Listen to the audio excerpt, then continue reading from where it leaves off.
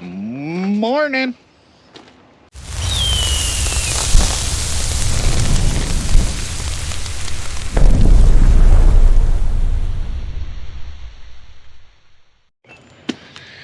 We got hit with, I don't know, 3/4 of an inch of rain the other night. And so I kind of took yesterday off and we went out on the motorcycles and went for a ride. Well, you've seen the videos before this one. And today, because it was in the 80s all day yesterday and sun beating on everything, it dried everything out enough to where I could get in the fields today. So I'm going to go disc up a chunk, I think it's 10 acres chunk that I've been wanting to get to, but it's been wet. Now it's dried up enough I can get in there with the disc. And considering the disc is already hooked to the tractor, I'm going to go bust that open, swap the disc, or pull the disc off the tractor and put the field cultivator on. Go field cultivate, I think it's 25 acre chunk, and try and get that planted today. But I'm walking in the field behind the barn, and that rain that we got kind of got the beans to poke up out of the ground a little bit here. I'll show you.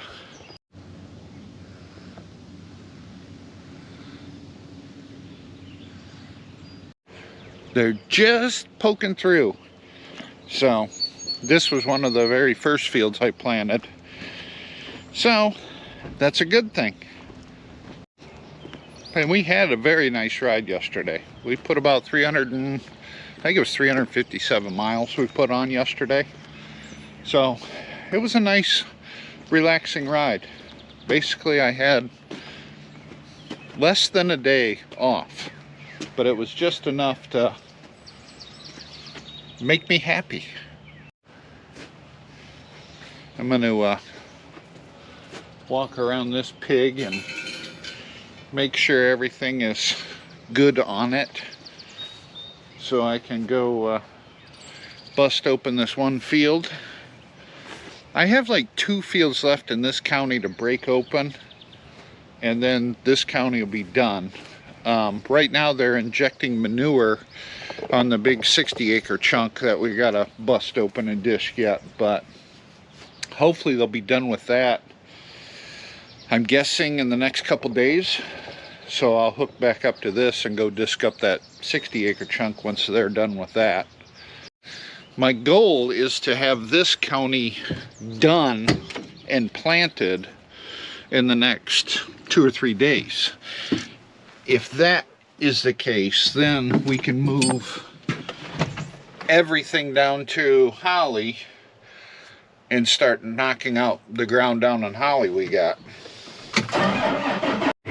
I just had a conversation with the landowner here. He's wanting us to farm more land, so he's going to move some stakes for me, and he's got a pop-up line he's moving right now, and that way we can get a little more ground from him. And he wants me to go up and around this tree here, which I think I can do it. Alright, I gotta share this one with you. I'm kind of in one of those moods. Like, I'm not in a bad mood, but I'm not in a really good mood, and I feel like messing with people, I guess. So I'm working by a pretty busy road here, and holy crap, must have ran over a Volkswagen. There was a car going by, and they kind of stopped and turned around. It was a beat up old truck, and hang on, my phone's ringing. Let me get back to you. Okay, sorry. But as I was saying, there was a passerby going by, kind of a beat up truck, and pulled into the entrance of the field, and a younger gentleman gets out. He was, I don't know how to explain this without stereotyping this, but younger generation, the bullet, the flat-billed trucker hat, pit viper sunglasses, cowboy boots. He gets out, a girl gets out of the pasture, and they're standing in front of the truck, and you can see that he is pointing and talking and blah blah blah. So I drove over there and I'm like, can I help you? He goes, oh no, I was just explaining to my girlfriend here that this was, you know, what you were doing and things like that. And I was like, oh, okay. He goes, and then he proceeded to tell her that this tractor's 1,000 horsepower and I'm plowing the ground so I can put seed in it. And I was like, oh. And he goes, and then he's rolling it behind, you know, to flatten it out. I go, whoa. I go, well, one, this isn't the plow. This is a field cultivator. I'm just fluffing the ground up so I can plant. You're correct there. And that's not a roller, that's a packer. It's locking moisture in the ground for the seed bed. And two, that's not a 1,000 horsepower tractor. He goes, oh, well, it's close. I go, no, it's 410 horse, but I don't know how much close is to you, for you. He goes, oh, what are you going to plant here, corn? I says, nope. At this point, I was done with the guy. I says, nope, I'm planting Alka-Seltzer in here. He goes, well, I didn't think they grew Alka-Seltzer around here. I'm like, well, typically they don't. It was hard to find the Alka-Seltzer seeds, but we were able to get our hands on them. We're going to try them this year in here and see how they grow. He goes, oh, best of luck. He goes, is that pretty good money for that crop? And I'm like, I don't know. We've never grown it before, but we're going to give it a whirl.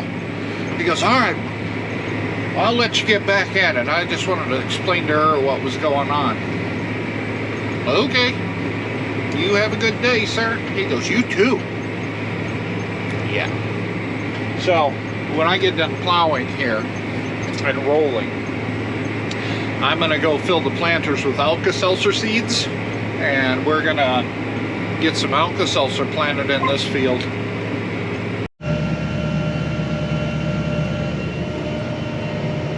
We're planting. This is where I plant the Alka-Seltzer here. Well, I drove around to all the fields that are left to try and find some drier dirt, because that rain we got the other day just, it's funny how it hit, because south of us, one of the fields that I planted the other day is completely underwater. And then I just planted, that field I just planted is about 1.5 miles north of it, and that was bone dry. So I'm blown away. It was such an isolated storm that some of the fields are really wet and others are bone dry. I do have, probably a 40-acre chunk I could go do tomorrow. But right now it's kind of iffy. We'll see. I mean, with heat today and the heat tomorrow and the sun tomorrow should be in a no problem, but I can't do it right away. So I'm gonna spray in the morning and kind of figure out my day from there. But I spent a good hour to 2 hours driving around this afternoon, just after I got done planting, just trying to find dry dirt. So at any rate, I'm gonna end the video here, and we'll catch you in the next one. Thanks for watching.